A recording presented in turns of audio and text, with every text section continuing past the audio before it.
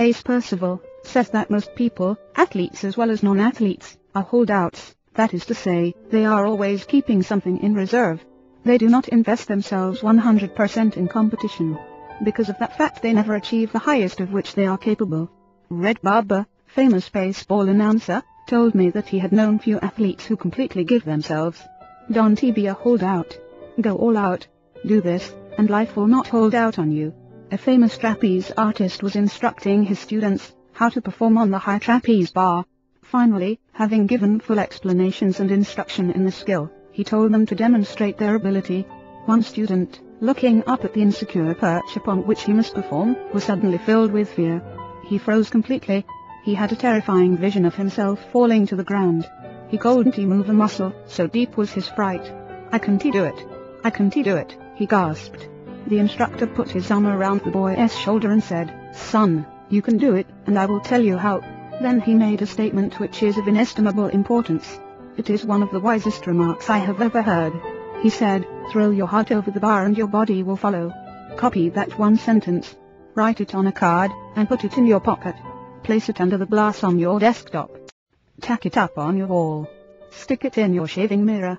Better still, write it on your mind. You who really want to do something with life. It's packed with power, that sentence. Throw your heart over the bar and your body will follow. Heart is the symbol of creative activity. Fire the heart with where you want to go, and what you want to be. Get it so deeply fixed in your unconscious, that you will not take no for an answer, then your entire personality will follow where your heart is. Throw your heart over the bar means, to throw your faith over your difficulty, throw your affirmation over every barrier, throw your visualization over your obstacles. In other words, throw the spiritual essence of you over the bar, and your material self will follow in the victory groove thus pioneered by your faith-inspired mind. Expect the best, not the worst, and you will attain your heart's desire. It is what is in the heart of you, either good or bad, strong or weak, that finally comes to you. Emerson said, "Beware of what you want, for you will get it." But this philosophy is of practical value is illustrated by the experience of a young woman whom I interviewed a number of years ago. She made an appointment to see me in my office at 2 o'clock on a certain afternoon. Being quite busy that day, I had got in a little behind schedule, and it was about 5 minutes after 2 when I walked into the conference room where she was waiting. It was obvious that she was displeased, for her lips were pressed firmly together. "It's 5 minutes after 2, and we had an appointment 2 p.m., she said. "I always admire promptness. So do I always believe in being prompt, and I hope you will forgive me for my unavoidable delay," said with a smile. But she was not in a smiling mood, for she said crisply, "I have a very important problem to present to you and I want an answer, and I expect an answer." Then she shot out at me. "I might as well put it to you bluntly. I want to get married." "Well," I replied, "that is a perfectly normal desire, and I should like to help you." "I want to know why I can't get married," she continued. "Every time I form a friendship with a man, the next thing I know, he fades out of the picture, and another chance has gone by, and," she added, "speaking frankly, I'm not getting any younger. You conduct a personal problem clinic to study people and you have had some experience, and I'm putting my problem right up to you. Tell me, why can't I get married?" I studied her to see if she was the kind of person to whom one could speak frankly, for certain things had to be said, if she really meant business. Finally I decided that she was of big enough caliber to take the medicine that would be required if she was to correct her personality difficulties. So I said, "Well, now, let us analyze the situation. Obviously you have a good mind and a fine personality, and, if I may say so, you are a very handsome lady." All of these things were true. I congratulated her in every way that I honestly could, but then I said, "I think that I see your difficulty, and it is this. You took me to task, because I was 5 minutes late for our appointment. You were really quite severe with me. Has it ever occurred to you that your attitude represents a pretty serious fault?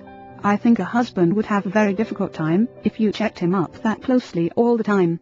In fact, you would so dominate him that, even if you did marry, your marital life would be unsatisfactory. Love cannot live under domination." Then I said, "You have a very firm way of pressing your lips together which indicates a domineering attitude. The average male, I might as well tell you, does not like to be dominated, at least so that he knows it." Then I added, "I think you would be a very attractive person if you got those 2 firm lines out of your face. You must have a little softness, a little tenderness, and those lines are too firm to be soft." Then I observed her dress. which was obviously quite expensive, but she didn't wear it very well, and so I said, "This may be a bit out of my line, and I hope you won't mind, but perhaps you could get that dress to hang a little better." I know my description was awkward, but she was a good sport about it, and laughed right out loud. She said, "You certainly don't use style phraseology, but I get the idea." Then I suggested, "Perhaps it might help to get your hair fixed up a little. It's a little floaty. Then you might also add a little sweet-smelling perfume, just a whiff of it. But the really important thing is to get a new attitude, that will change the lines on your face, and give you that indefinable quality known as spiritual joy. This I'm certain will release charm and loveliness in you." Well, she burst out, "Never did I expect to get this combination of advice in a minister's office." "No," I chuckled, "suppose not, but nowadays we have to cover the whole field in the human problem." Then I told her about an old professor of mine at Ohio Wesleyan University, Rollie Walker, who said, "God runs a beauty parlor." He explained that some girls, when they came to college, were very pretty, but when they came back to visit the campus 30 years later, their beauty had faded. The moonlight and roses loveliness of their youth did not last. On the other hand, other girls came to college who were very plain, but when they returned 30 years later they were beautiful women. What made the difference, he asked. The latter had the beauty of an inner spiritual life written on their faces, and then he added, "God runs a beauty parlor." Well, this young lady thought about what I told her for a few minutes, and then she said, "There is a lot of truth in what you say. I'll try it." Here is where her strong personality proved effective, for she did try it. A number of years went by, and I had forgotten her. Then in a certain city, after making a speech, a very lovely-looking lady with a fine-looking man and a little boy about 10 years of age came up to me. The lady asked smilingly, "Well, how do you think it hangs?" "How do I think what hangs?" I asked, puzzled. "My dress," she said. "Do you think it hangs right?" Bewildered, said, "Yes, I think it hangs all right, but just why do you ask?" "Don't you know me?" she asked. "See a great many people in my life," said. "Frankly, no, I don't think I have ever seen you before."